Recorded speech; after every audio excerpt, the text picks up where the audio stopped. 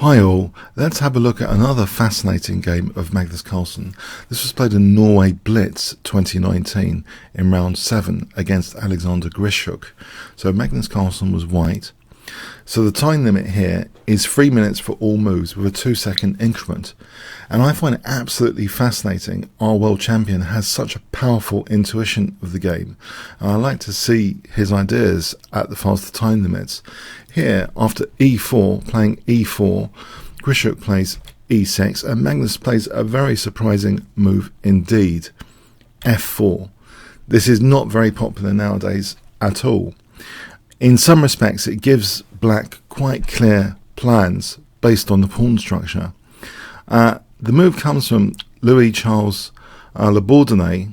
So he was born 1795 and he lived until 1840. He was a French chess master, arguably one of the strongest players in the early 19th century. So he played this move against the French defense.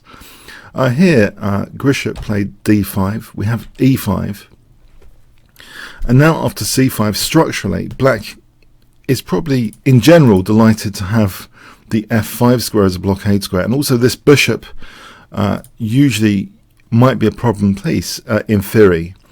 But there are some perks of this construction that white does get kind of strong looking center, but giving black potential blockade squares. And the strategic battle, if white can get rid of these bishops and leave black with a bad bishop on c8, that might be ideal here. Okay, so the same with black. If black can get rid of that bishop for this one and leave this one bad, so they want to try and make those bishops bad in theory. Knight f3, knight c6, c3. We have knight h6, so that lovely blockade square being used this way. Knight a3, and this gives the idea, very unusual knight moves, but white wants to play knight c2 and d4. So knight f5, knight c2, bishop e7, d4. Okay, so we have queen b6. Now, actually, queen b6, although it does put pressure on d4, it's not felt concretely. White can just ignore it here with bishop d3. Grischuk did release the central tension here with c takes. After c takes, he dare not take the pawn on d4 here because there's the classic trap. White can take here, and now with the king in the center, bishop b5 check will win that queen shortly after. So king f8, queen takes d4. And in fact, bishop d7, you might think, well, is that on now? Well, Magnus just castles because, again, it's not really on. Black played knight b4. If knight takes d4 here, then knight f takes d4. This is important to use the f knight. Knight takes, I believe. Bishop e3 is a very nasty pin without any knight takes f3 check here. You'll see that this pin after bishop c5, b4 is winning material. So if black plays knight f3 anyway, it's just a piece down. e3 is held by the rook. Or knight e2 check, again, queen takes e2. So this is just a piece up for white. So knight b4. So white's impressive central engineering construction is intact. And again, we have this story about these bishops. And in fact, though, what happens now is interesting. Knight takes, queen takes. The light square bishop, can it sometimes be exchanged off for this? Actually, we see king h1. And it's now after h5 that Magnus takes the decision to play bishop takes f5. So very, very interesting strategic decision, because you'd think that the light square bishop is a kind of guardian on these light squares, and doesn't it leave white with the so-called bad bishop? Actually, sorry, just to note here, instead of h5, if knight takes d4 here, again, there's a trick with a3, and that would win the knight there. So at all points, it seems d4 was immune. So anyway, swiftly moving along. So h5, we have bishop takes f5, e takes. And now, yeah, how is this bishop exchanged off for this one, because currently it is kind of prisoner in its own pawn structure. And the move a4 is played with the classic idea of b3 and bishop a3, and exploits the default rook location to be able to trade off. If this bishop can be left on the board, it's going to be like a big pawn with all these pawns on light squares. So that's the ideal against the mighty knight of f3. So this scenario would represent a total positional nightmare for black if Magnus can achieve this strategic bishop exchange. So let's see, rook c8, and we have b3. Now queen c3 was played. Important tactically, because actually now bishop a3 actually picks up that bishop on e7. So gets out of the way with queen c3 for bishop a3. And now bishop a3 anyway is the dream being achieved. And in fact, yeah, this it seems very difficult for black to avoid this strategic bishop exchange. It seems the engines think that black can actually maintain equality here with bishop takes a3. Queen c2 was played, but here bishop takes, rook takes, black castles, rook a1, and nothing fancy, just queen b4, nothing fancy, because this is a very precarious scenario, knight versus bishop. And this scenario where black just simply doubles on that c-file potentially, or puts pressure on the c-file, it should be okay for black. It should be about even, just keeping possession of the c-file. But what happened in the game is very interesting. After queen c2, it's as if Magnus is encouraging black to not just win material, but also maybe even put pressure on the 7th rank. Queen e1 offering b3. Now there's a rook b1 though for rook takes b7 in some cases after taking on e7. So actually here we see actually bishop takes a3, rook takes, queen b2, now rook a1. So again offering b3, but black doesn't want to do that. And we see this 7th rank pressure, which is a classic pattern. Why wouldn't you want to put pressure in general on the opponent's 7th rank? Well, let's see what happened. Rook b1, queen c3, queen g3. The thing is here, this queen is really putting pressure now on dark squares. Yes, the funny thing is that dark square bishop was also defending some dark squares, and now it's a bit tricky on the dark squares. In fact, we see g6. If black castles, then queen g5 would inflict some dark square pain, hitting h5. For example, g6, and now queen h6, that dark square invasion with knight g5. This bishop can't really help here that much.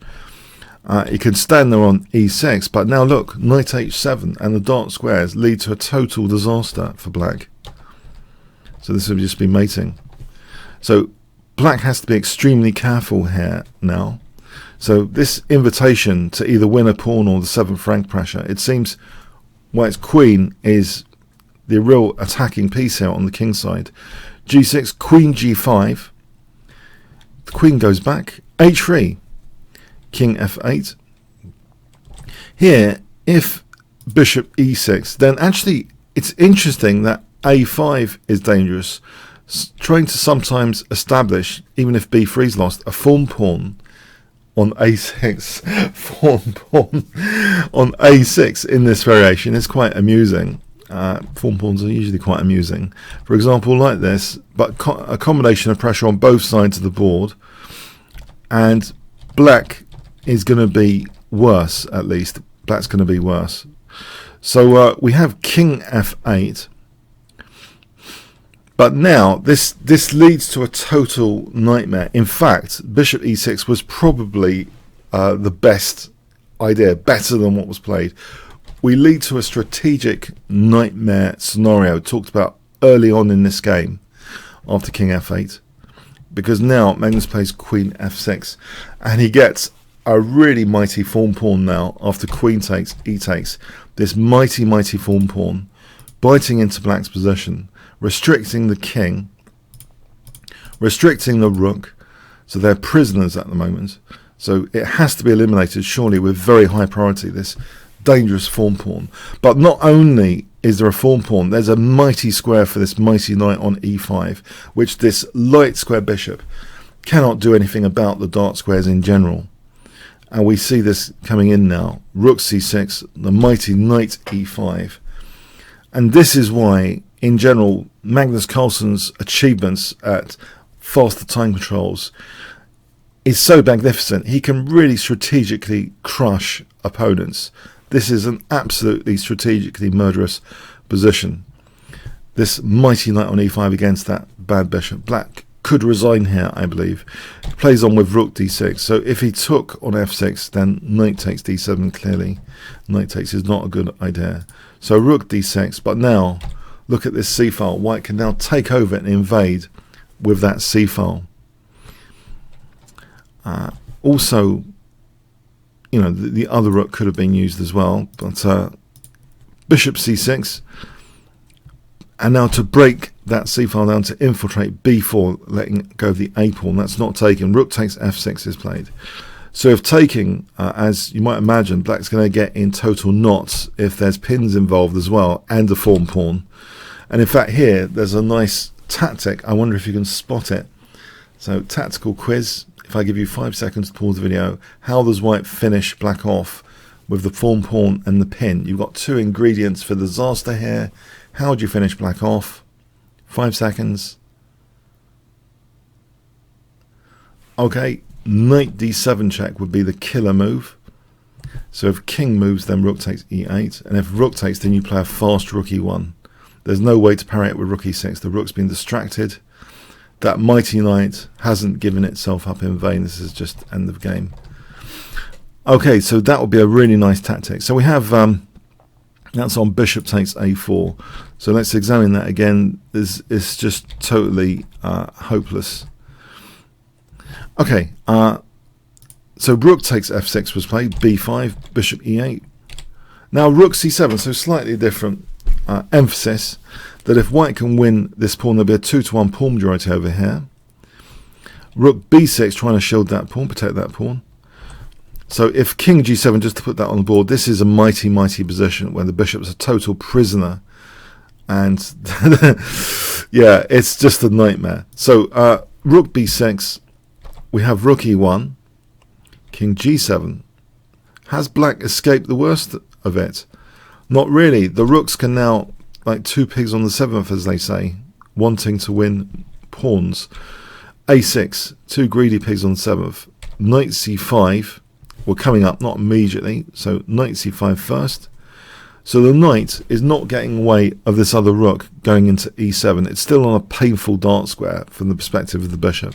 So a takes a5, lovely pawn sack, and now this creates an outside pass pawn, and the two pigs on the seventh ready without even any rook e6. So they're installed, and now this pawn looks absolutely winning. Black has got a pass pawn. Black pushes his pass pawn, but white is ruthless. a6. That's eliminated. Okay, taking time out to eliminate. a7. This endgame is a French defense nightmare endgame with that classic bad bishop. Rook h e8. What else? This is just a horrendous position. So that's taken, but now yeah, the pawn is enough. The a pawn is enough here for the rook b6. The game ended here. If bishop a8, then rook b8, and there's going to be no defense here. For example, this would chase away that bishop or win it. Just absolutely winning a piece up here position. So I'll take you back to that final position, rook b6. So Magnus has used an ancient variation here, the f4 one, relatively ancient, from the times of Le Bourdonnais. Louis Charles Le Bourdonnais, who was born in 1795. That's the fun thing about the rich history and culture of chess. We can echo the past players long ago, and their systems clearly do have some perks. They have sometimes some obviously documented downsides, but I think also Nakamura has used this system with success. It can be dangerous if white knows exactly what they're doing, that this bishop doesn't have to be a prisoner of the dart squares pawns. It can be exchanged off, as Magnus showed, especially on the faster time controls. And strategically, it's white that could really benefit in endgames where the opponent's bishop is the big pawn, as they say, when you describe bishops which are very bad in the pawn structure. That's the technical term I've picked up from Wiki recently, big pawn. So anyway, hope you enjoyed that. If you did, please check out the bit.ly link, 2 capital Y, small v, small a, 5 capital M, capital B, like 5 megabyte at the end. So that bit.ly link to register at chessworld.net, play me or other YouTubers, or enjoy this turnstile, casual turnstile chess generally, which has got a lot of benefits to it. You can use analysis boards, etc. You can research the openings. It's got a lot of perks to that turnstile play. Hope you check that out in the bit.ly link. Hope you enjoyed this video. I'm thoroughly enjoying showing you these Magnus Carlsen games. There's just so much to learn even from his blitz chess, in my view. Okay, thanks very much.